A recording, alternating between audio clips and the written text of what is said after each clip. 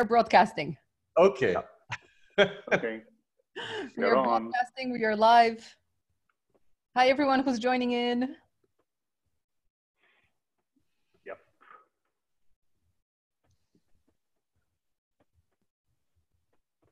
Okay, we are filling up. Just give us 30 seconds. Yes, thank you very much, all of you. Just before I get into it, whoever wants to put anything on the chat box, all the questions, please put them on the chat box. And then when you use the chat box, use all panelists and attendees, please. I think by default, unfortunately, we have no control over it. Everything goes to all panelists, plus please change it to all panelists and attendees so that everybody can see your question. We don't have to repeat them. And also, please do let us know where you are from, so there's a good idea about how diverse at the same time inclusive this audience is. Just as a reminder, I know that we have had several mails following up saying, hey, today's session, I haven't seen the podcast, I haven't seen the video. Unfortunately, you won't be seeing them for a week sometimes because it takes us time. We don't have a huge commercial organization. So please bear with us. And roughly it takes about a week before we are able to upload the podcast and the videos. And as far as the CCUs are concerned, Magda has already sent in all the mails, every one of them. Please relook at them when you're registered. You will have to go to the forum and you will have to, at the end of the whole colloquium, which would be around the 1st of November, you will have to enter some details, we'll publish them, and you will be able to get them. So it will not be, I mean, if you attend the program today and tomorrow you want to CCU, that will not be possible. So just want to make it sure, because I know that everybody is impatient, but it's going to be difficult to manage it, except in the format that we have currently been able to set up. So today's session would like to introduce you Alan, along with him, Trace and Jo. Alan was my teacher and my mentor in my coaching journey way back some 8-9 years ago when I became an accidental coach. And he runs a program on transformational presence, extraordinarily powerful. And we've been extremely lucky and truly grateful to you for being here. Alan will give a little more background into what he does, what the program is. And later on, he would also be doing a mastery program with us, which would be from early 2020. A little bit of a background of that also, Alan can provide that. It'll be a 30-hour CCEU program with ICF credentials. For many of you, this is going to be additional in-depth journey into the transformational part of coaching. Trace has been with our colloquium several times. And so we are fortunate to have him here today. Jo is new. I myself, I'm seeing her for the first time today, and it's a pleasure meeting her. So what I would leave now is for Alan to introduce himself and others as well. And they will be in dialogue or trialogue, whatever the right word is. I'll be in the background watching the chat, and if there are any questions, to feed them back in case they miss your question. So please address all panelists and attendees. I still see many of you are doing it just to our panelists. Please shift that addressing to all panelists and attendees. Otherwise, we have a problem with others not being able to see your questions. Thank you. Over to you, Alan and Trace and Jo. Thank you so much, Ram, and thank you for this invitation to be here. Thank you to Magda for all the help on the back end. And it's really wonderful to be here in this space with all of you from around the world today. I think Ram has told you a little something about me. I'm the director of the Center for Transformational Presence and the creator of this Transformational Presence work. And our work now is spread to graduates from more than 800 countries, more than 35 countries. It's more than 1,000 graduates in our work and from more than 35 countries. And for me, I just feel like I have the best job in the world. When people say, what do you do? I just, I get to meet extraordinary people around the world and support them in bringing big visions to life. And, you know, it just doesn't get any better than that. I'm really, really happy to be here today with Jo Boniszewski and Trace Hobson, just to say that there were two others who were supposed to be with us today. Joanna Zawada-Kubik from Poland and Sander van Ekelen from the Netherlands. They are actually leading a 5-day Transformational Presence course right now. We had hoped maybe they could bring their group in and participate with us a little bit, but that just didn't work. So that's the reason they're not here with us today. But the two of them and Jo and Trace are on my front of the room leader team.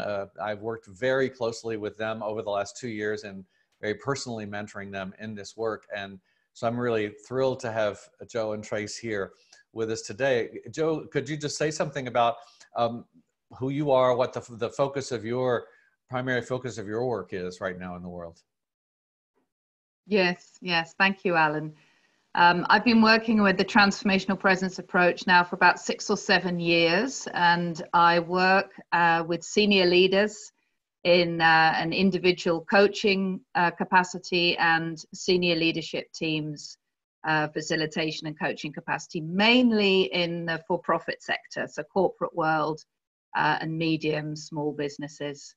And focusing very much on developing the leadership capacities that are needed in today's rapidly changing, highly disruptive world. Wow, thank you. And I know you also do quite a bit of one-on-one work as well with these leaders, not just the teams and organizations. So, absolutely, yes, probably more than half my work is one-on-one. Yes. Thank you. And Trace, please tell us about the focus of your work. I know that this community is a little familiar with you already, but yeah. Well, good morning, everyone, from where I am in British Columbia, Canada, on the West Coast, in early morning here. So I'm the founder and director of iConnect Expansion, and the focus of my work is to work in organizations to hold a space for transformation, and specifically to do that around systemic transformation for individuals, teams, and organizations overall.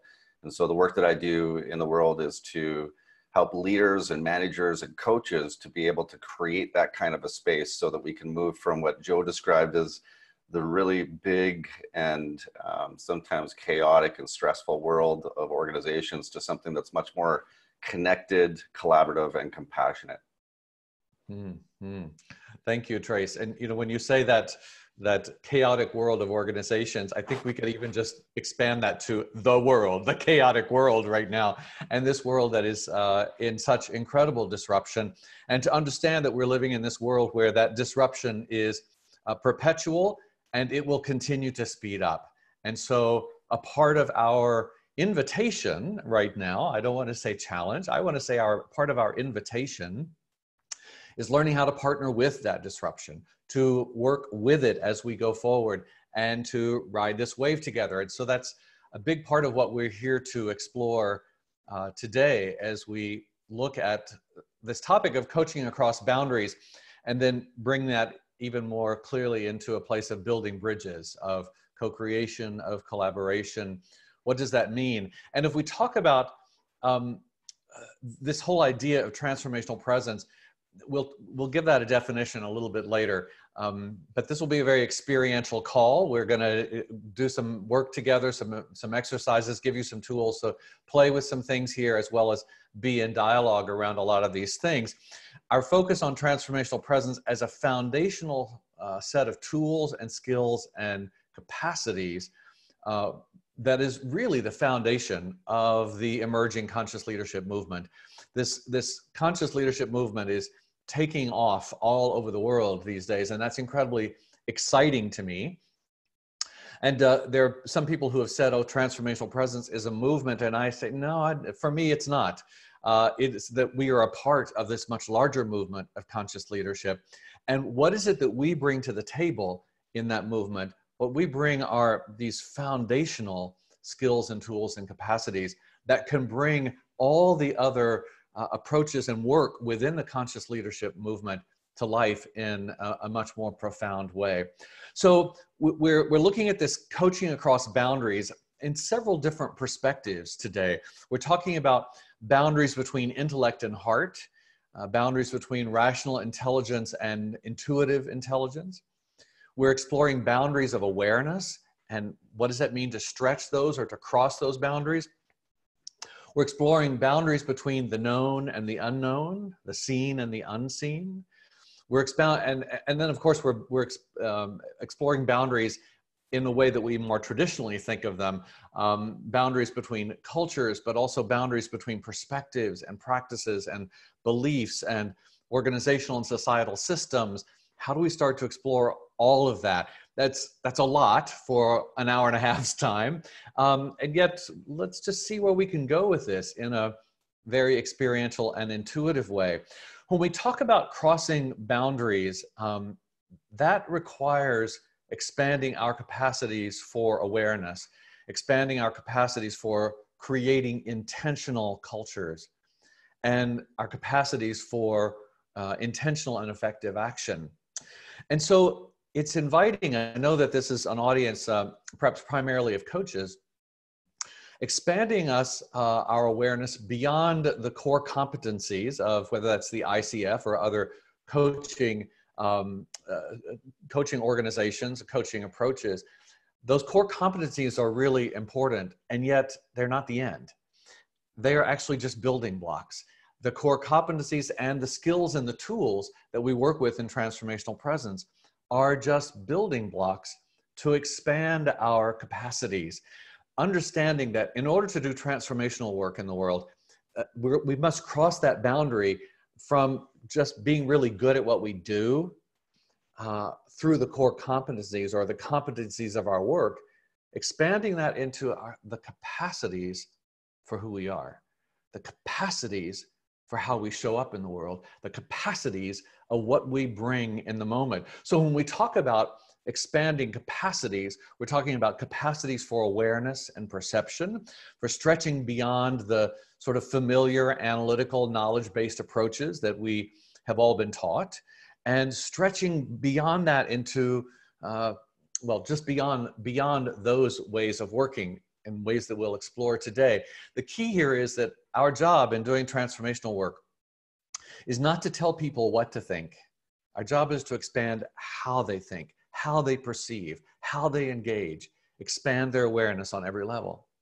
It's expanding our capacities for being fully present with the reality of what's happening right now.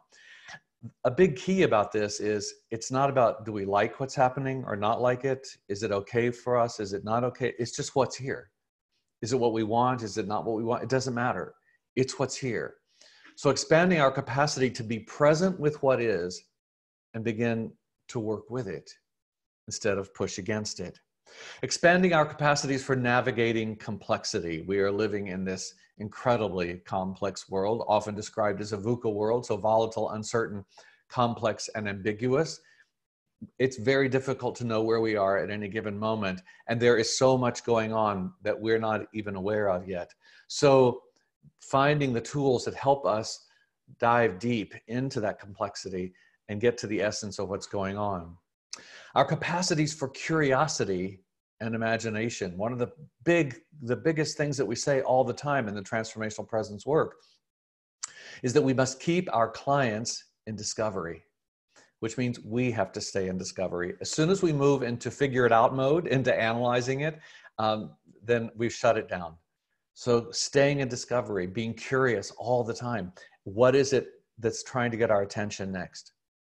Our capacities for creating safe environments or creating intentional cultures. How are we creating a space? And then sensing, our capacities to sense how everything is connected to everything else.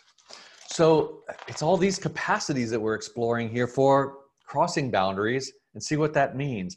So stretching those boundaries of awareness, the key here is that we don't do that by talking about it. We do that by creating processes, by stepping into experience with the people that we serve and letting the structure or the container that we're creating through the particular exercise or process, letting that create a container for discovery and see where that takes us. So there are three fundamental questions in Transformational Presence. All of our work is based on just three questions. Let's see where these take us as we start to cross boundaries, stretch our boundaries of awareness. So question number one, I invite you to be with us here in a little exercise, and then please bring response in the chat, and then we'll see where you are after the exercise and can respond in that way. Question number one, what is an opportunity that's available to you or to your organization right now? What is an opportunity that's available to you or to your organization right now? Just sit with that for a moment in your own silence. Listen, sense, feel. You don't need to type anything right at the moment. Just be in the experience.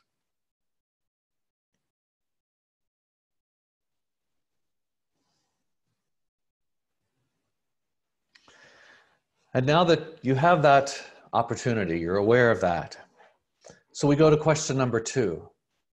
Who is that asking you to be? Who is that opportunity asking you to be? Now that might seem like a little bit of an odd question. It's not a question that we're used to asking. What that question means is, how's it asking you to show up? What part of you is it asking you to bring forward right now into this opportunity? Perhaps it's a role that it's asking you to play. Maybe it's asking you to be courageous or to be creative or playful or honest or whatever that is. It's asking you to show up in a particular way. There's nothing to figure out here. Listen, sense, feel. Who is this opportunity asking you to be? How's it asking you to show up?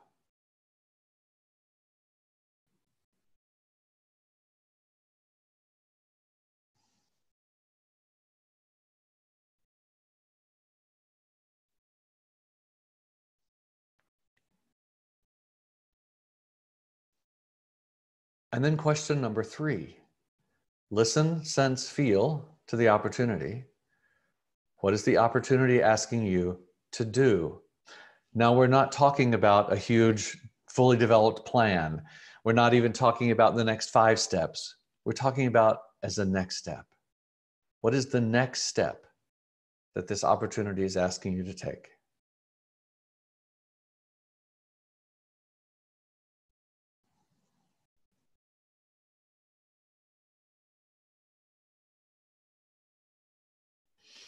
So let's open this up on the chat for a moment, and I'm going to bring Jo and Trace into this in just a moment. But let's just hear from you. What happens when you ask these 3 questions in this order? So things, can you slow down? There's so much to capture. Okay, I'll slow. There's so much I want to bring to you. Yeah, improve board performance, show up on courage, ask questions. What else do you notice? Asking these 3 questions in this order. It opens potential, someone says. Creates a coaching culture, brings clarity. Now, be the person I want to be. Ecocentricity, interesting word. Encourages opportunities. All these things. So if we just bring this down to the 3 fundamental questions of transformational presence, and then I want to bring Trace and Jo in here to talk about this. All of our work is built on 3 questions. We just ask, as number 1, we just asked, what's an opportunity that's available to us right now? That's a variation on the bigger question of what wants to happen. And with that question, what wants to happen, it's not what do I want, or what do you want, or what do we want, but in service of something bigger than us. There's something that wants to happen here, or there's something that's trying to get our attention. There's a message that's trying to come through. There's a shift that's trying to happen if we would just let that happen, or a breakthrough. We're just right on the edge of a breakthrough if we would just take a breath and let that come on in. So what wants to happen is question number 1. And then listening to that what wants to happen for question number 2, who's it asking us to be? How's it asking us to show up? And then number 3, what's it asking us to do? We're so accustomed to saying, here's what's going on, especially here's the problem. And notice we started with opportunity instead of the problem. So here's the problem. How are we going to fix it, or what are we going to do? So we cut right to question number 3. We skip right to question number 3, and actually not even question number 3, because we move right into figuring out what our approach is going to be, as opposed to listening to it, letting it talk to us. There's a wealth of information here if we will just take a moment and step back. Jo, let's come to you first. How do you work with these 3 questions, and what difference do they make with your people? Thank you, Alan. I work with these questions all the time in individual coaching, and also with groups of people. And in the last year or so, with groups of people who have absolutely no experience or knowledge of transformational presence. And I start immediately with these questions. It's the very first exercise we do before any kind of introduction. You know, you gave a bit of an introduction today, but I just step on in there and start asking the questions.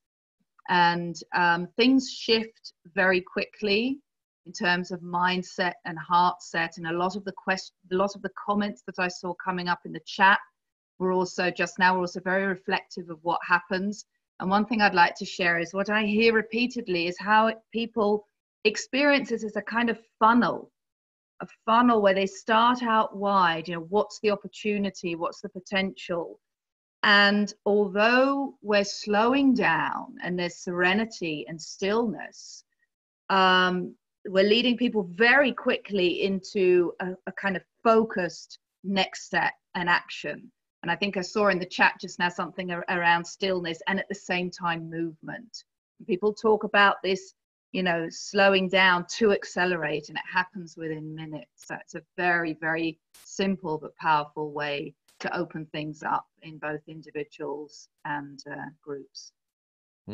Thank you, Jo. And you mentioned that slowing down. And as we come to you, Trace, we talk in our community, slowing down to the speed of presence. And you're actually the one who coined that phrase. And so maybe that's a starting place here for you, that slowing down to the speed of presence. And what does that mean for you in the systemic work?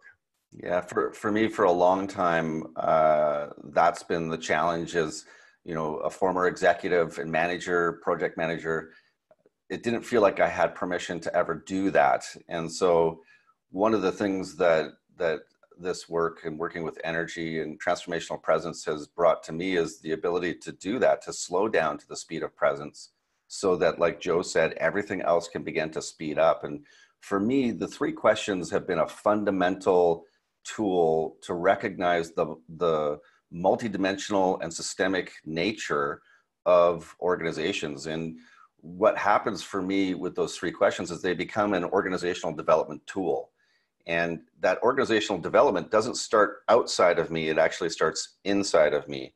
And as I work with that tool and work with the energy that's going on inside of me and the energy that I can recognize going on outside of me, if I'm at the speed of presence, that becomes the elixir for my work with people, individually, teams, and organizations. And then it goes much, much further beyond me and what I could do by myself to a systemic ripple effect as well. I love how you're already bringing in, Trace, this whole thing about the inside. It starts from the inside. And we'll talk about this a little bit more in a few minutes when we define that term transformation. But just to tie it to what you're talking about right now is understanding that transformation, I call it, it's an inside job. It's not an outside job. It's an inside job. It starts at the core and then works its way out. When you drop the pebble in the water and you see those rings expand out from there, well, that's what we're doing. And that's what you're beautifully describing right now, Trace, in systemic work of cutting to the core, getting to the center as much as you're able to, and then working from there out. And then the transformation happens within the system much more quickly. This whole thing with the 3 questions, I fully acknowledge that I don't do a lot of corporate work, and the people in our community do quite a bit of corporate work, and Jo and Trace are both doing a lot of that work. But what I have done in the corporate world is I've done a lot of work with IKEA, with the country level CEOs of pretty much every country in the world now I've worked with over the last 3 years, and their deputies. So the top leadership teams within each country with IKEA. And just as Jo says, we start right out with these questions. It's the first thing that I meet these groups. I'm usually with them for 2 days. I meet them for the first time.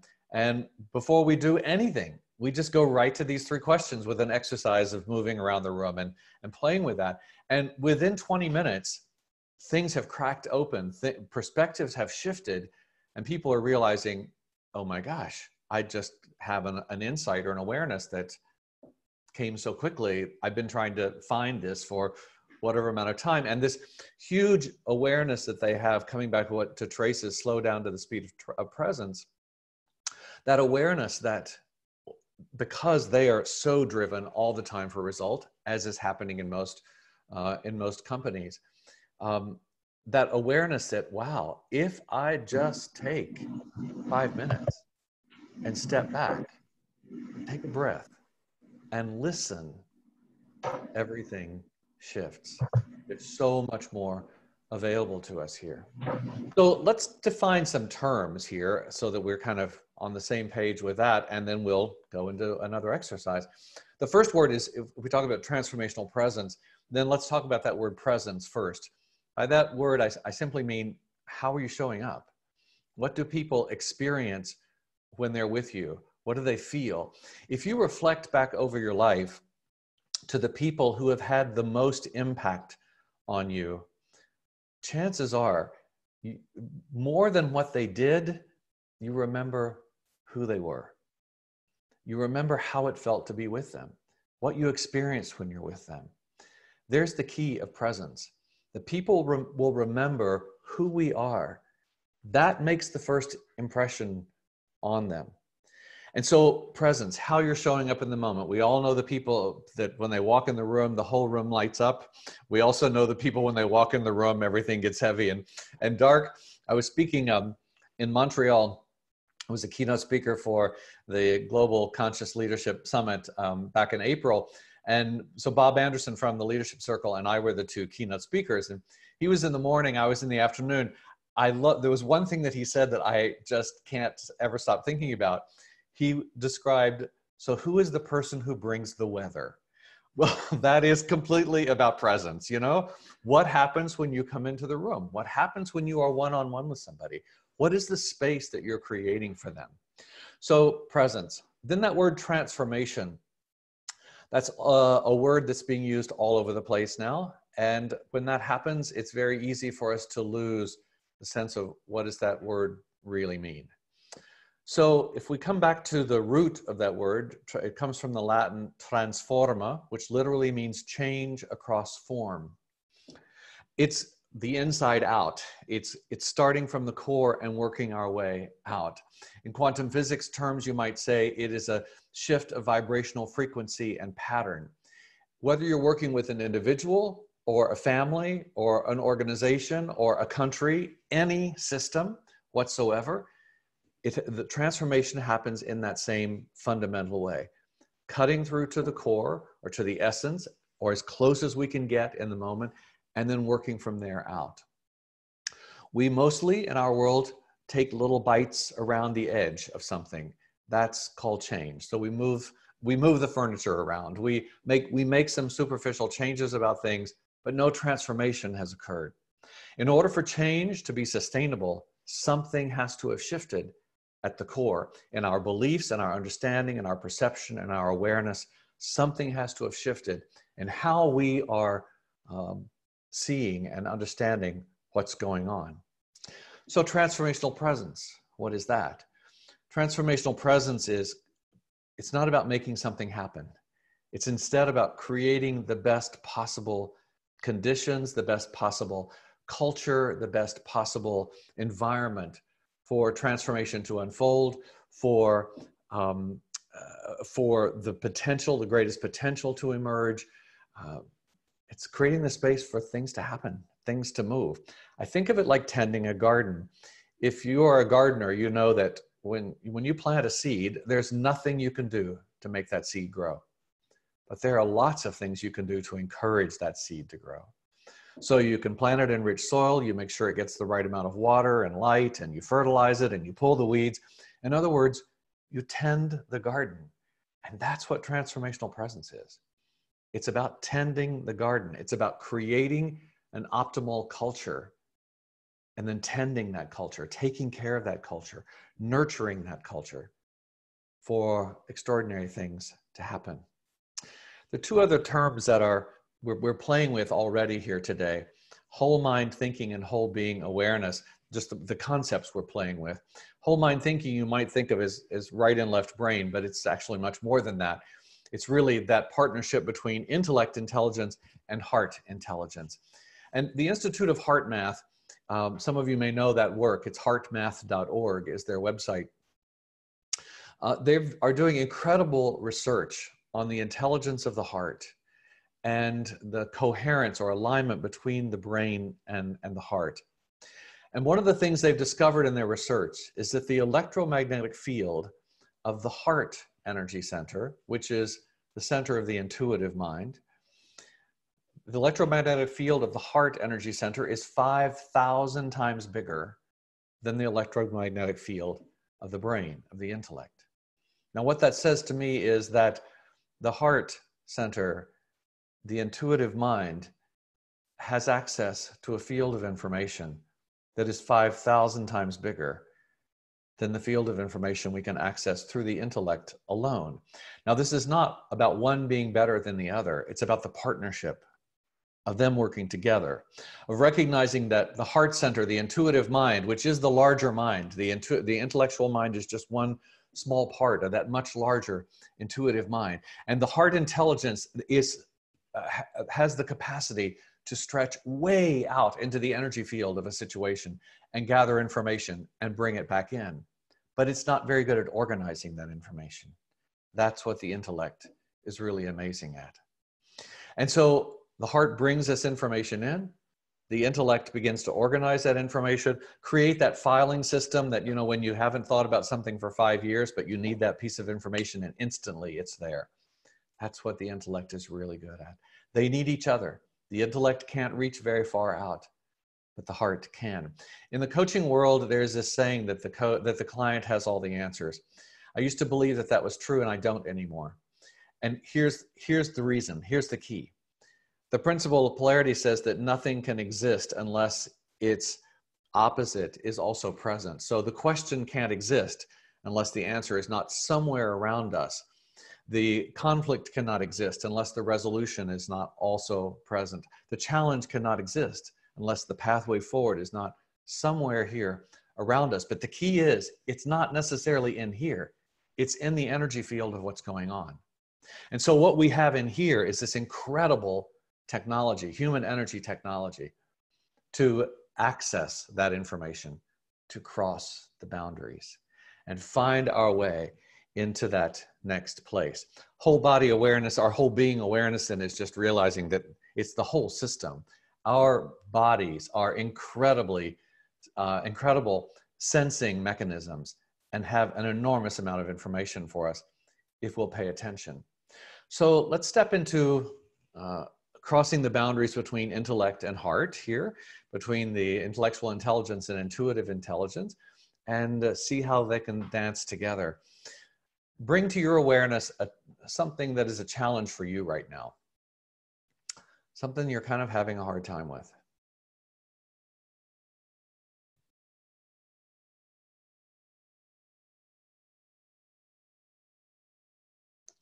And then for just a moment, no matter what your relationship to that challenge is, for just a moment, push against it.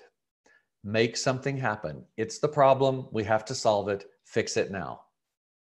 Just do something. Whatever manipulation it takes, just do it.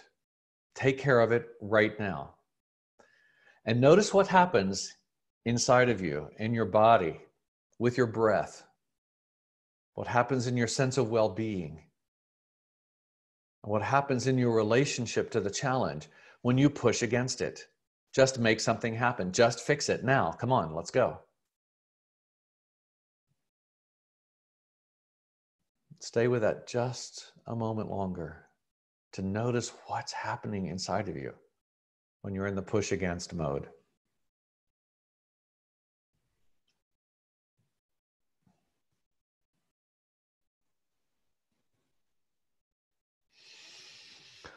And then take a deep breath and kind of shake that out.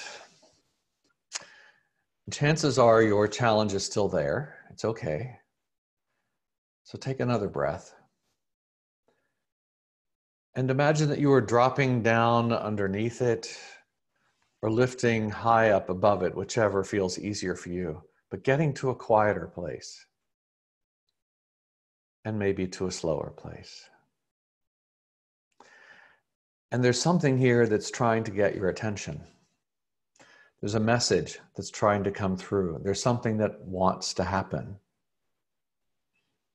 Listen, sense, feel. Let it show you. Let it tell you what wants to happen. And what if you let yourself partner with that?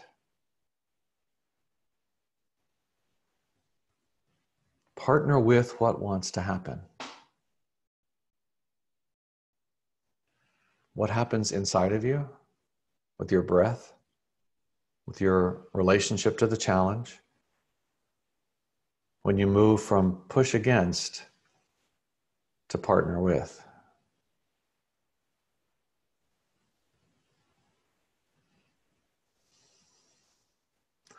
And so what happens in the, just put something in the chat here. I see some things are coming in already, and Trace and Jo, you may be picking up stuff already here that's coming in.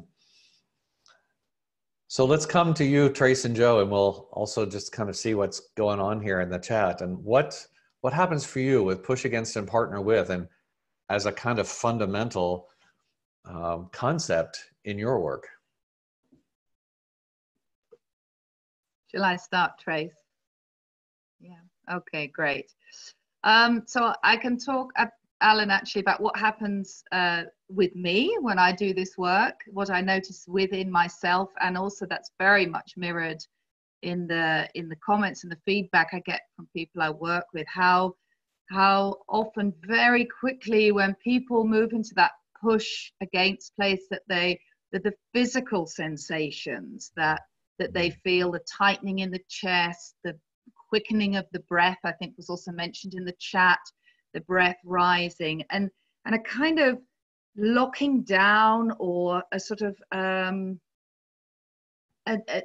narrowing down of awareness and perspective that kind of limits, and it's fighting against often. And then how quickly when they shift into this invitation, move into the invitation of partnering with, that things open out literally in the body, that people notice literally this opening out in the body, and therefore also in the mind, in the awareness, and new perspectives and opportunities show up. And it's a very active, this partner with is a very active way of being and doing. Yeah, I love how you say that word active, because there's an important distinction here. I actually used to call this tool push against or flow with, and then the flow with was getting a little confusing because people were taking that as go with the flow. And so let's talk about the active versus passive here, of that what this framework, a very simple concept, is inviting us to, is to be very proactive in our awareness, and then say yes to what we're being asked for. So it's not a passive, just go with the flow, go with whatever's happening anyway and see where it takes us. No, it is listening, sensing, feeling, paying attention. There's something trying to get my attention. And what if I start to work with that, to partner with that in a very proactive and engaged way? Trace, talk to us about how this shows up in systemic work. Well, the way it shows up, I like where Jo started. I'm going to start there too, because it always starts with me. And what I notice about this particular exercise, it tunes me into how my body and my awareness connected to my body is a gauge of what's going on energetically. And if I listen to it, there's some really powerful things that can happen systemically, but it really does start with me. It's all about me at that point, because one of the things in the chat that I noticed was somebody said, I find it really hard to listen deeply. And that's where it is right there, because I relate to that. There's moments in stressful situations or in situations of uncertainty where I don't know what to do as a coach, a manager, and a leader, where I feel tension there. And what I've recognized is that's an evolutionary tension for me. It's a developmental tension for me. And if I listen to the energy underneath that, then what can happen is, as I do my work inside, I'm equipped to do my work outside of me and to serve a higher agenda than mine. And that happens in the individual interactions as a coach, a manager, or leader. But then it also, what gives me a lot of joy is the fact that then connects to the larger systemic conversation that wants to happen in the team I might be dealing with, or in the department, or in the organization. There's a longing underneath those parts and pieces that wants alignment and expansion as well. And somehow, as I create what I'm talking about, I become a space holder for what wants to happen on a larger scale as well. So that's how it shows up for me, Alan. Mm-hmm. Wonderful. There's a big piece that you said here about it starts with me. It's inside of me. And then for us to recognize it, actually, yes, with you, but then we're working in that space in between you and what's going on. So chances are, for nobody here on the call, your challenge probably has not disappeared through this exercise. However, what we're shifting is your relationship to the challenge. And so it's exactly what you're talking about, Trace, that it starts in here and then into this space in between us, where between me and whatever's going on.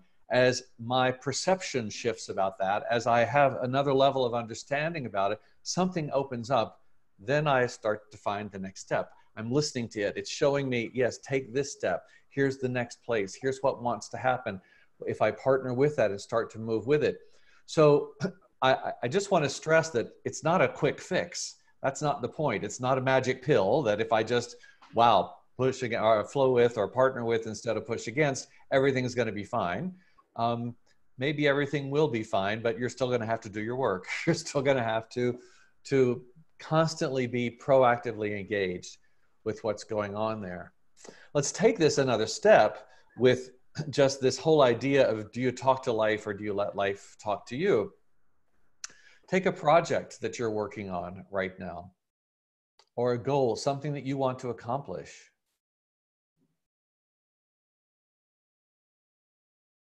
And then whatever that project is or that goal, notice for yourself. Have you been talking to it, telling it what you want it to be and what you want to happen? Or have you stepped back and let it talk to you? What is the wisdom inside that project itself, inside the goal? There's guidance that it actually has for you. It knows how to unfold.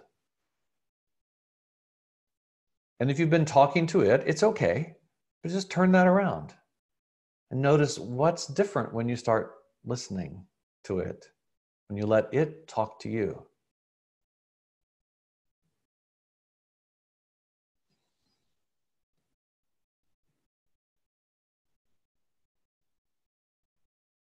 And then let's switch topics.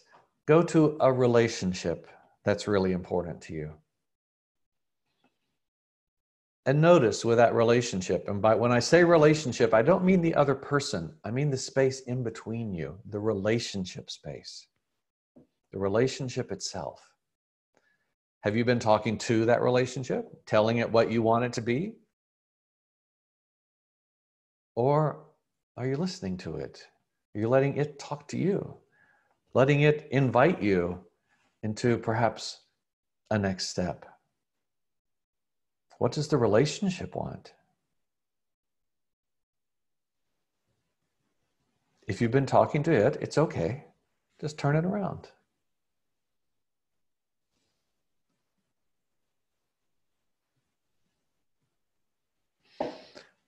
So what we're talking about in this fundamental way is, do you talk to life? Do you talk to your work? Do you talk to the project? Do you talk to your company? Do you talk to the important relationships in your life? Or do you listen to them? Now, ultimately, it needs to be a full circle, that it's a fully engaged process back and forth. Yet it starts with listening first, letting it talk to you. And as Trace was talking about, and some people in the chat saying it's hard, I have a hard time listening deeper. I understand. It's a practice. It's a practice. And so we start wherever we are, and with lots of the tools from Transformational Presence, it's giving us ways to listen and to cross those boundaries between intellect and heart intelligence, intellect and intuition, and bringing them together in partnership. It's a practice. So let's come back to Jo and Trace. And what are ways that you find in your work that you help those that you serve, besides push against and partner with, or talking to life, or letting life talk to you? What are other ways that you help build this bridge and this partnership between intellect and intuition with the people you serve? Alan, I just want to jump in with an observation that I have, if I may. Yes. Yes. A metaphor that came up for me as you were talking about the whole transformational presence. Earlier, you talked about the polarities and the listening and so on. In the Hindu philosophy, there's this concept of Shiva, the ultimate energy, as an androgynous entity. One half of him is man, the other half of him is woman.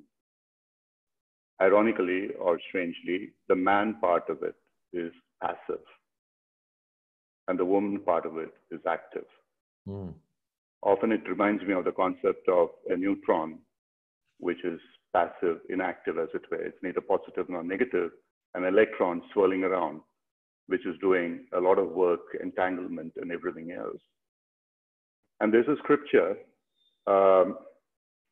which fascinates me, is one where the active part, Shakti, she asks her counterpart, the male, passive, where do I find you?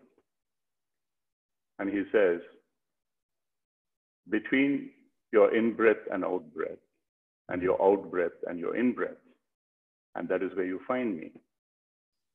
It's an amazing exercise. When you try that, when you're holding your breath between inhalation and exhalation and exhalation and inhalation, there is no thought except, when am I going to breathe again? Mm. So between these two polarities. So when that happens, that is akin to the silence, the listening that you are asking for now, because that is absolutely the ultimate silence, which is the silence in a sense of creation. It's in a sense the sound of creation, or whatever it may be. I just thought I would leave that, because that as an exercise is in fact the fundamental starting point of all meditation, which is starting with a breath awareness of watching the breath between the inhalation and exhalation and exhalation and inhalation. Thank you. Yeah, thank you. Thank you. And there's another step, it feels like, Ram, from what you're talking about, when we talk about this being a practice, in that it's not that we have this practice, as you talk about with the breath, as this isolated or separate thing from life. It's then taking that and letting the whole day be about that, learning how to be in that space in between, in that silence, learning how to listen and to make that a part of, in a sense, all day long. I'm the in-breath and the space and the out-breath, and what does that mean in our everyday application of life all the way through. So thank you for that. Thank you. So I can build a little bit on what Ram is saying, what you're saying, Alan, as well, and I'll try to put words to this. So there's a sense of, I think that a lot of the time I have, and a lot of people that I know and work with have underestimated what the actual practical effect is of presence and being in the kind of presence that we're talking about.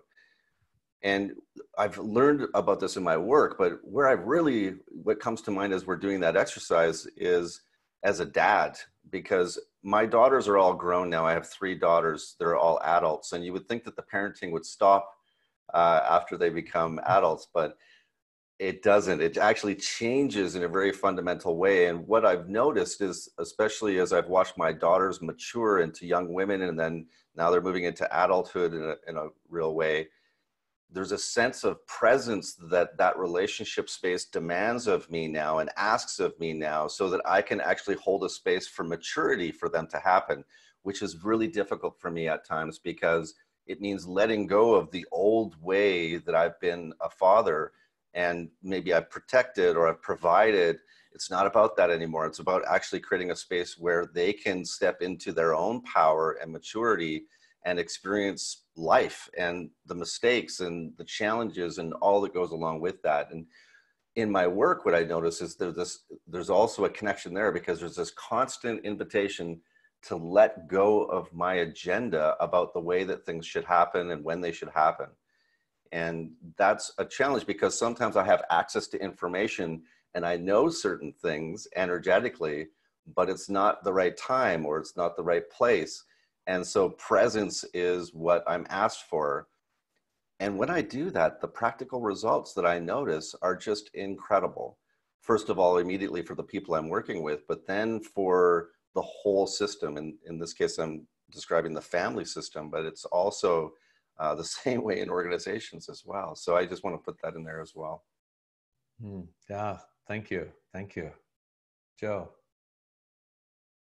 I love the analogy you're making, Trace, between parenting and leadership and organization work. I also work with that a lot, with the analogies.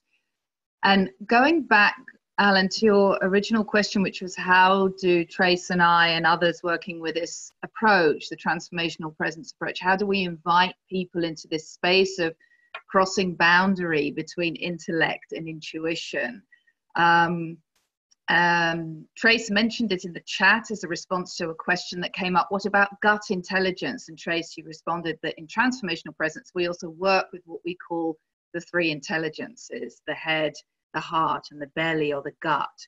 And one of the ways that I invite, and we all invite people we work with to, again, cross this boundary between intellect and intuition, is to invite them into an internal dialogue between these 3 intelligences, and to invite them into an exploration of, for example, which of my intelligence is leading me right now? Which is my default leader in this particular project or opportunity or challenge I have? And which of the 3 intelligences, or which combination of the 3, would serve the project if it were to be the leader? So that's one very concrete way that we work with intellect and intuition and the partnering of. And just going back to what Ram was saying about the breath, or at least making the link to the breath, a wonderful, wonderful way to cross boundaries between the 3 intelligences is to use the breath, and invite people we work with to breathe vertically and align those 3 intelligences and cross the boundary using the breath. So Jo, you want to just lead us through a little exploration of those 3 intelligences?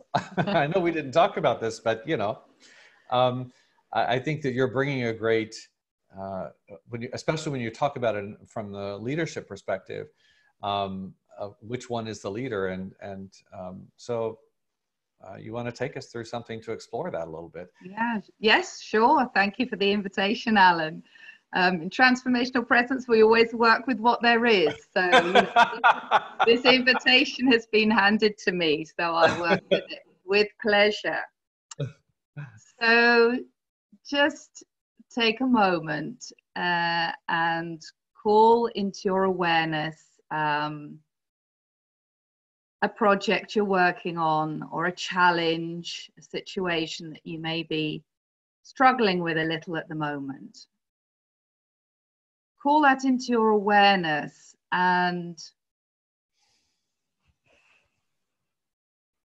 just notice which thoughts are going through your mind.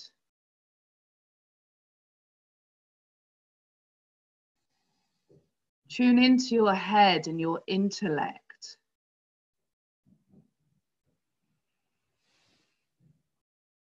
And notice what your head has to say right now.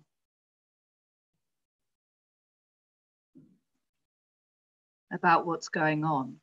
No judgment, just notice.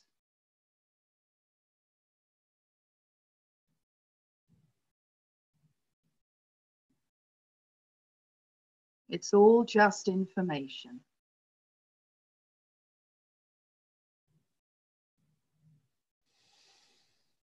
And now drop your awareness right deep down into your belly. You may want to use your breath, breathing deep, deep down into your belly. And engage the intelligence and the knowing that there is down here. How does it feel? What's present in your gut feel about your project or situation.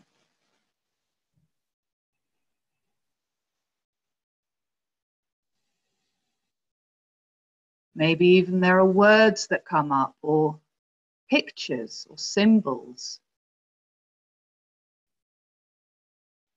And if there's nothing, be curious about that too. There's never nothing.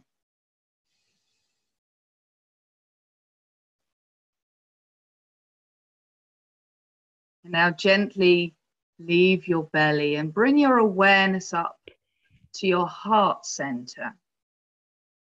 Tune in with your breath or your awareness to the heart center. And listen and be curious as to what your heart knows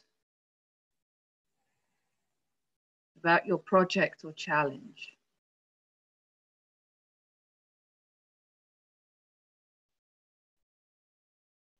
Again, it's all just information. No judgment. Be curious.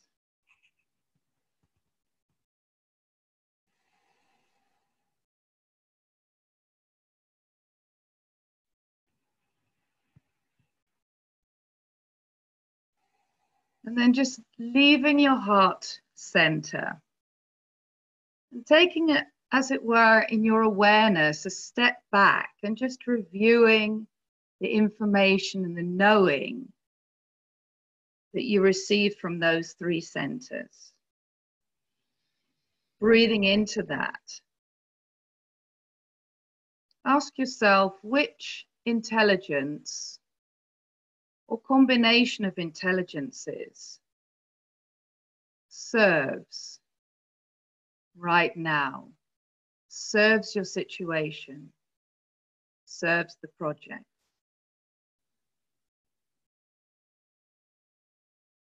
And let that answer come to you. Let your intelligences show you.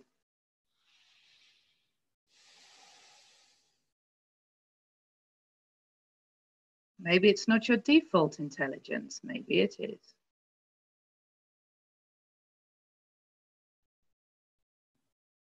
And let that intelligence or combination of intelligences show you now what's being asked of you as a very next step.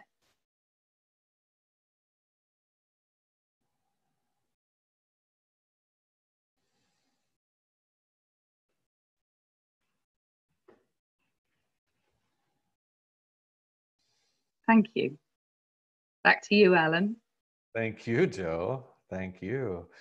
So just type into the chat here, what happens when you listen to those three intelligences and let them talk to you? What gets your attention?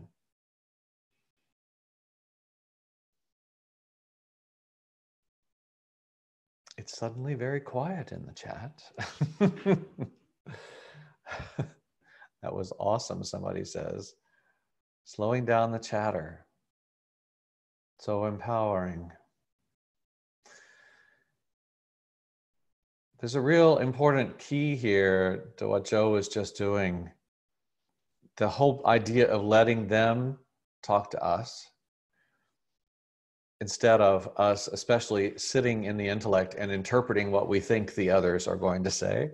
So the physical aspect of that, of literally dropping down in the breath, all the way deep into the belly, deep into the bottom of your body, and then coming to the heart center and using the breath to trigger those so that they can speak.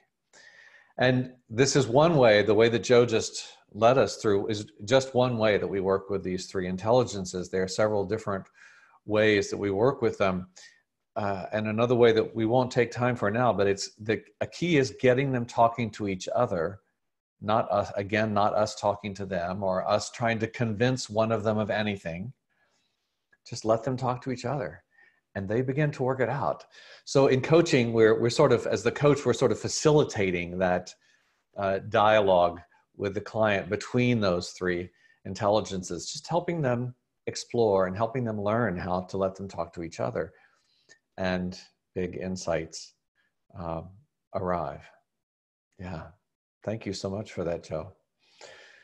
Trace, is there something else you want to share too about just ways that you help create this bridge between intellect and intuition? And I just, one other thing I want to say there about that is that it's not about bringing them together like this, like the two become one. No, no, no, no. It's recognizing that they each have such incredible strengths, and it's about how they start to dance together, how they become incredible partners. Not the two become one. They dance as incredible partners here, as two parts of a whole. So Trace, what else can you want to share with us? Well, what I notice about this great exercise, Jo, thank you for that, is that there is a naturalness to this, that when I slow down, I notice that this is already happening inside of me, and maybe I'm not noticing it, or maybe I'm sort of defaulting towards some of the intellect. But as I slow down, my heart and my belly and my intellect actually want to be aligned and work together in a way that serves. And so that's always a really vibrant thing for me to realize over and over again in a practice, because it just feels so much more abundant to tap into that and to work from that, rather than to sort of be up here all the time. So for me, the bridge for that is to notice how this is really our birthright as human beings, that we're designed to be multidimensional. We're designed to be listeners of that conversation that's going on underneath our work and our life, so that we can partner with what's there and align in the fullness of who we are and the work that we're here to do. And I know I'm there because there's always joy and gratitude. There's always light and lightness and ease with that, compared to the push against or the trying to make things happen. And so really the bridge for that is to create what we've created here this morning. Alan, you're leading us in creating a space of safety. And that is, for me, in the work that I do, is a foundational piece. Safety from inside of me, safety outside of me, and to create a container for people to step into and to take risks that they might not otherwise take, is a fundamental for bridging from the intellect to the rest of the information that's always there. So that's what I can offer there. Yeah, there are these three kind of fundamental voices within us that, as you said just a moment ago, Trace, they're always expressing themselves inside of us. But if we're not aware that they're expressing themselves, then that shows up in a lot of distress down in your belly, or or that pain in the heart, or whatever that is, because we're not paying attention. And so this is such a powerful tool for letting these different voices inside of us have a voice, letting them express what they need to express, and to recognize that all three of them have really important information for us. And it's key for us to work. I've noticed in the chat that a few times the chakras have come up, something said about the chakras, and these three intelligences, and especially working with them in this very intuitive way, is a great way to kind of bring the chakras into your work without talking about the chakras. And perhaps that's not such an easy thing to talk about within any particular setting, but everybody understands head, belly, and heart. And so this is a tool that we find we can take right to people in organizations immediately, and they get it, and they can start to work with it. They may not at first so easily access all three of them because that's been shut off. And so we have some work to do to help them come back to find that. But I love when I'm working with a team, especially after we've worked with these three intelligences for a bit, and then hearing them ask each other, well, what does your belly say about that? What is that? You know, now that's starting to become a part of their language, of how they're working together. And certainly with my one-on-one clients around that as well.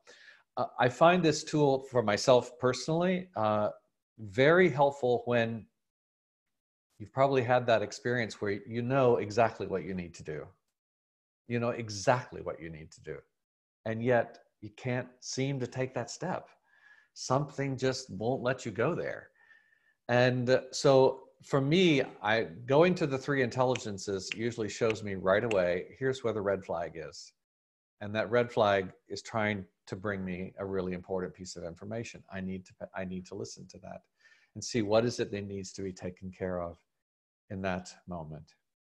Wow. So thank you, Jo, again, for giving us that taste. So let's talk here, as I'm just aware of our time. We have maybe another 10 or 15 minutes here.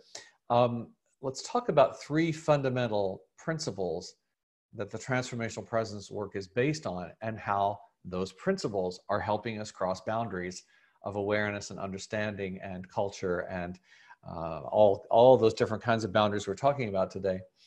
These three principles come to us from the ancient wisdom teachings, and now quantum physics is showing us the science behind these three fundamental principles.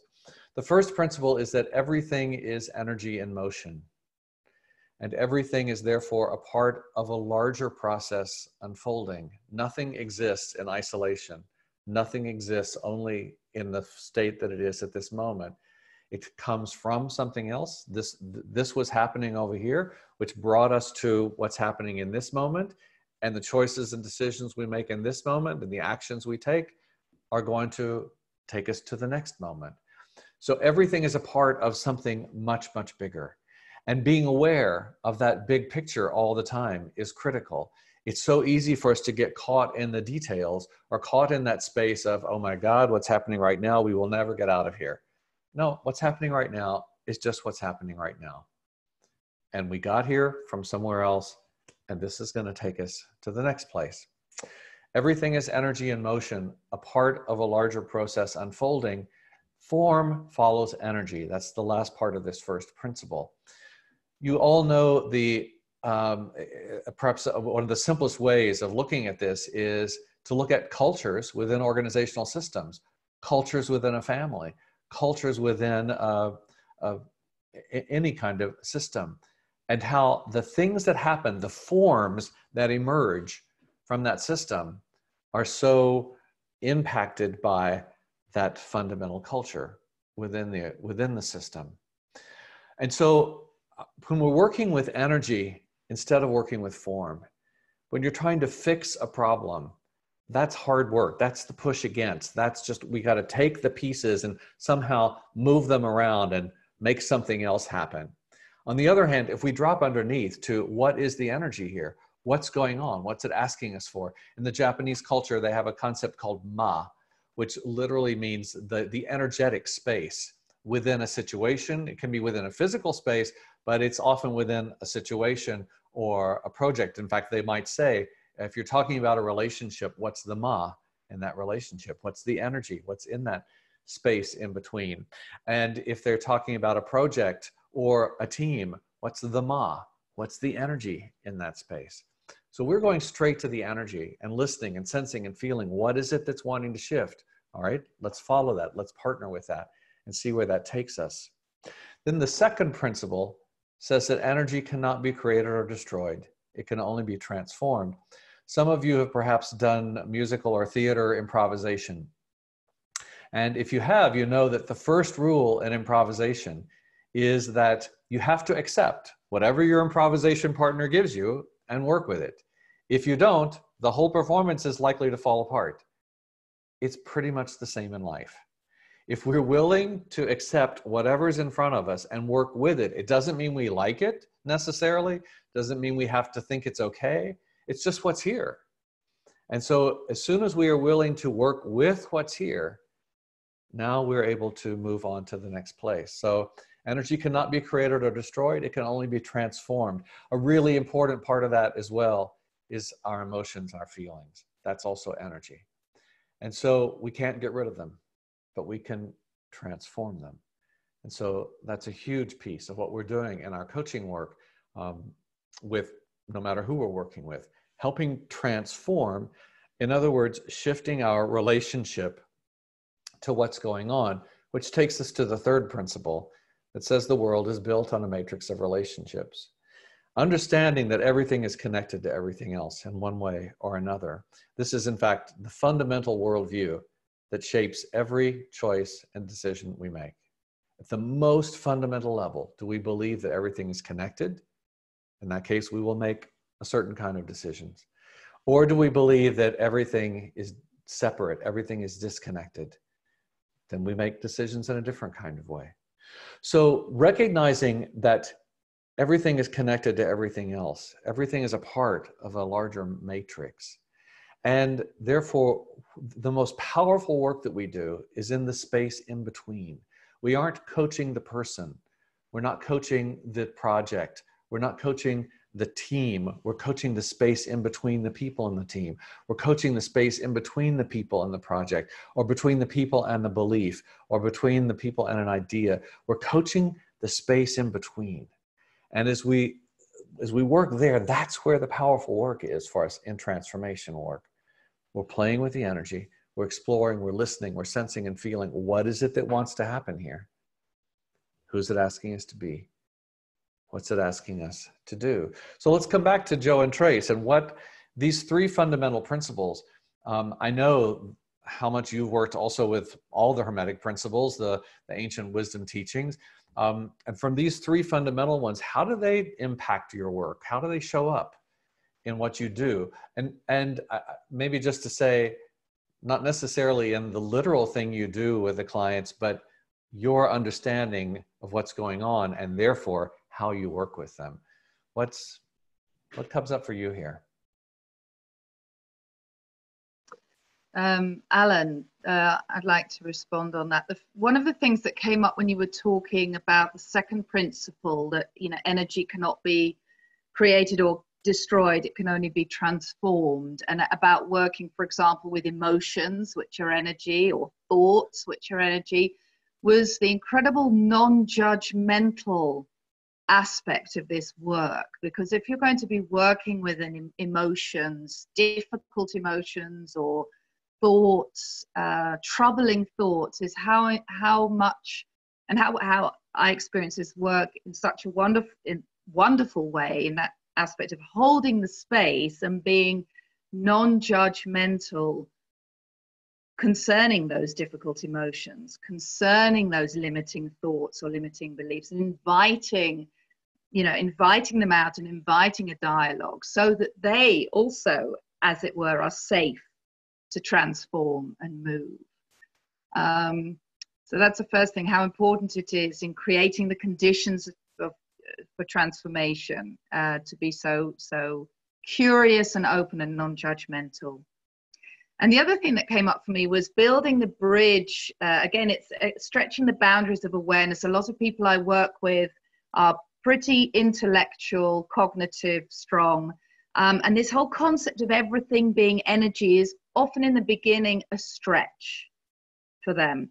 So I often talk about, we all know what we mean by what are the vibes in the room. You know, what are the vibes when you walk in? Or, you know, what does somebody radiate, you know, when they walk in? What's this person giving off, you know? And so I'm constantly working with building the bridge between the concept of everything is energy and the language which people, at least in the beginning with, feel comfortable, so that they step across their boundary and work with me on this and explore with me. So the language as well. Wonderful. Thank you. I want to, Trace, before we go to you, I just want to acknowledge that there are 3 questions here in the chat that I think are really great for us to talk about. So let's go to Trace, and then we'll come back to these questions about when is transformational presence coaching needed or wanted? How do you contract with a corporate client with this, and so forth? So just thank you for those questions. We'll come back there in just a moment. Trace, let's go for these 3 fundamental principles. So to answer your question, Alan, about what it is that I'm doing inside of myself, or what I'm noticing in relationship to working with the Hermetic principles, and specifically these 3 fundamentals of transformational presence, is there's a recognition that I notice that's going on underneath organizations, teams, and there's a longing for wholeness. And oftentimes that wholeness is expressed, or that longing for wholeness is expressed in the dissonance that's going on in the organization. All of us that work in organizations know that there's a lot of different things that are causing stress or problems and challenges. For me, what I recognize is that that is just energy in motion, part of a larger process unfolding. And what really, really wants to happen, what the longing is for that organization, is to step into wholeness, because that's the natural state that we are designed to be in. And organizations are only a reflection of people. And so what I do with that is to recognize that the KPIs, for instance, the goals that an organization has, the big financial goals that they're trying to reach, are just an expression of that longing as well. And so there is a specific bridge that wants to be built energetically and systemically from the goals that organization has. And so my job as a space holder is to listen at that level and to work with the individuals, teams, departments to create a space like we're creating here today, which is discovery and then action, and taking those action steps that want to be taken so that we can see the natural byproduct results that happen, that are very vibrant and expansive. And the financial results always follow in this kind of work as well. And so that's the way I work with this in a systemic perspective, Alan. Yeah, that's wonderful. I love, Trace, I just want to come back to something you just said about listening. And what was catching me there is where you're listening from. And in a sense, in the simplest way, you might say, we're just listening from the 3 questions all the time. Listening from that place. And as you hear that as the coach, number 1, so what wants to happen right now within what's going on? What is the spoken word and the unspoken word that is here? What is the conversation that's out in the open, and the conversation that's hidden that's going on there? So listening to what wants to happen in that energy space. And then who's it asking me to be? Who's it asking me as the coach right now to be? And what role is it asking me to play in this moment? What's it asking me to do? What is the question it's asking me to bring forward? Or how's it just asking me to hold a space right now and stay out of their way? And because they're in a process here that they need to walk through, whatever that is. But it's so important what you're saying, Trace, about where are we listening from? Really critical. I want to come back here. There are so many questions that are here in the chat, which we can't possibly get to all of them now, but Magda, if you will please just send these questions along. I'll know that to keep these questions also in my awareness as I'm building the Mastery Series program that will start in February. But a couple of questions here that seem so powerful. How do you know that transformational coaching is what is needed and wanted? I'll just say one thing about this here, and then I'm curious about Jo and Trace here. For me, we make a distinction between transactional work and transformational work. Transactional work is just about getting a result. And It's usually short term in its focus, and there's nothing wrong with that. Sometimes that's exactly what needs to be done. We just need to accomplish this task. We need to take care of this one piece, but it's mostly focused on problem solving or a short-term result. Transformational work is also about getting a result, but that's not where we start. Where we start is by stepping back and listening, sensing, feeling. What is it that's trying to get our attention? We say in our work, a problem is not something to be solved. It's a message to be listened to. A problem is not something to be solved. It's a message to be listened to. So we're stepping back and letting it talk to us first. And what are the shifts in perception and awareness that it's inviting? What is it that's wanting to happen here? And now, who must we be? And what are the steps that we are being asked to take in order to move us towards that transformation that's happening? So for me, the answer to that question is transformation is always what is here in the space. If we start from there, we will also then quickly understand what, here's just this one thing. We need to just get this piece taken care of. Take care of that and move on. We work with the Cynefin framework in a very intuitive way. If you don't know the Cynefin framework, we'll be exploring that in the Mastery Series program as well.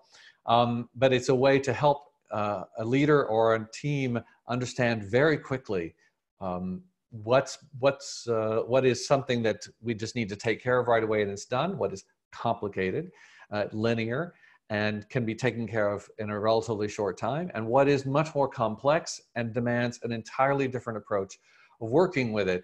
The Cynefin framework is a fairly intellectual tool that we've then kind of put into a transformational presence spin and turned it into an incredibly intuitive tool that is very, very powerful.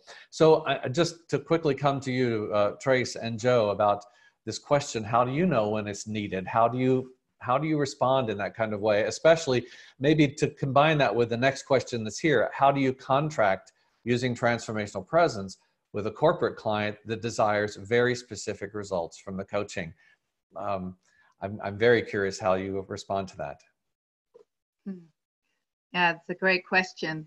The first thing that comes up for me, Alan, in that is are the words high intention, low attachment to outcome. In other words, so the companies I work with and the individuals I work with, they absolutely want an outcome. I mean, I do leadership coaching, so we're talking about leadership capacities, we're talking about behaviors and way of showing up. But they're asking to define, what am I going to be working with and what can I expect? What kind of result is going to come out of that? So we do work to define, what is your intention? What is the objective? What do you see? What is your vision? What are you aspiring to in terms of result?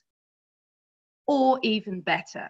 So I explain, things may happen differently. It may be even better. You may be surprised. Something else may come up. But yes, I never call it a contract, but okay, the contract is, it's the red thread. It's the vision we're walking towards. It is the outcome that we are working together on, and we allow the transformational process to surprise us and to take us in the direction that we really need to be taken into. Beautiful, Jo. Thank you. Trace, quickly, something here. Yeah, those are great questions as well for me. I really believe that as a coach, as somebody who's designing projects with clients, that the results need to be a part of how the project is designed. And so we have this distinction between what clients want and what they need. And oftentimes as a coach, I'm great at identifying those needs very quickly. And they will miss the needs. They will hear them and think that they're a great idea, but what motivates an action step is to communicate on the level and frequency of what they want. And what they want on the front end is results in their organization. And so I feel like those are actually a part of the vehicle that we get into that helps to develop consciousness and evolution for them, and that there's a conversation that's going on inside of them about those results. And we, as Jo mentioned, we create a discovery space where we can experience what wants to happen and the results that comes out of that way of working. And what I found with that is that the practical results far outweigh the results of doing that in a linear way. What is critical to that, though, is the space holder who's actually creating that space in conversation with the client, and can they hold that space of for that client, for the team, and for the organization. So I love contracts and specific results, and believe that that's a very important starting point to talk about, and to not shy away in any way from holding a space for those results to happen. The pathway we might take to get there might be a little different than they're used to, and that's okay. You know, that's an important part too. Yeah, thank you. Staying in discovery, the whole discovery piece. I mean, that alone is that's a huge thing. Ram, I know we need to wrap up here. I just want to answer one more question quickly for me. The question that came in my work with IKEA: how did you get them to buy in using transformational presence company-wide? What shifted in the system? So just to say, my first invitation into IKEA was because some of their internal coaches had done our 5-day program, the Transformational Presence Leadership and Coach Training Program. And so there started to be this kind of buzz within the coaching, internal coaches of the company. And from there, then came an invitation to, I was asked to create a specific program for high potential leaders in IKEA at first, a program called Leaders Shaping Culture Through Their Presence. And so we created that and ran that for high potential leaders a few times. And what happened from that, as those leaders, high potential leaders, were going back to their countries and to their teams to work, then the country CEOs and the head of the global divisions were saying, what's going on? We want this too. And then it began to be the work for at the country CEO level and the top heads of all the divisions. So it was a very organic thing. What I want to say about that is show up in the world and do your work. Show up in the world and do your work. Show up in the world and do your work. Bring who you are and what you have to bring to the table, and allow yourself to be seen. Whether that means you're writing articles, you're writing books, you're writing, you know, I've not ever marketed my work in any way other than I write books. I have 7 of them, and a very active website, and word of mouth carries everything from there for how our work goes. And so I'm not saying that that is the only way to do it. I'm just saying that's how the process has unfolded for me. And a huge part of it is, again, your presence, how you show up, how you hold a space for the people that you're serving. And when they start to feel safe in that space, which tends to happen very quickly in our work, magic starts to happen.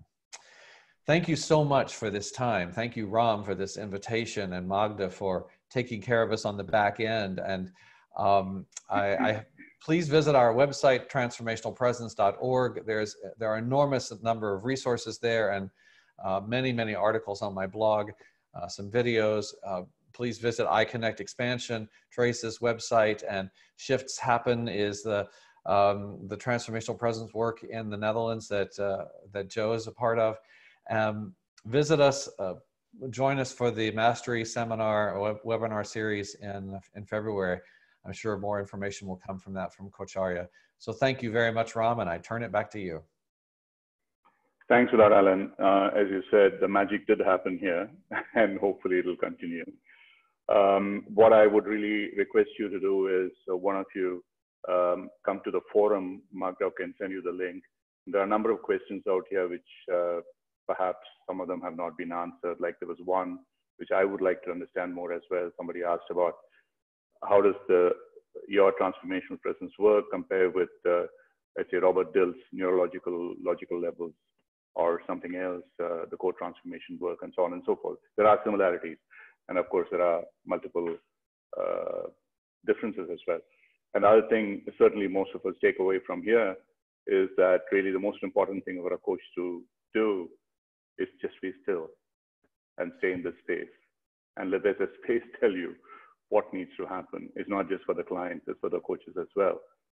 We believe that we have all the answers, and that is how we can help people. For those of you in the program, what I would like to invite you is, The 28th of October, we plan to have a session on Theory U in terms of its application to business. I'm no expert, and I'm just being the moderator. And there are many of you who might be far more knowledgeable about both Theory U and how it can be applied to business. And if there are any people who know something about this, please do write into me on Magda, and we would like you to be in the panel along with us. We are also trying to get some other people to come in. And it's been a wonderful, wonderful session. Thank you very much, Alan, Jo, and Trace. So many of Magda would send you the chat box details, make it accessible to you so the questions can be answered. And we really look forward to your mastery webinar, which is going to start early next year. And many of the people who are here who might want to go far deeper into the journey with you on the Transformational Presence, I'm sure would be delighted to join the program. Thanks once again. Wonderful having you in this program. Thank you so much. And thanks, Jo and Trace. Thank you. Thank you very much. Thank you very much, everyone. Bye-bye. Bye-bye. Bye. Bye. Good night, good day, good morning, everything.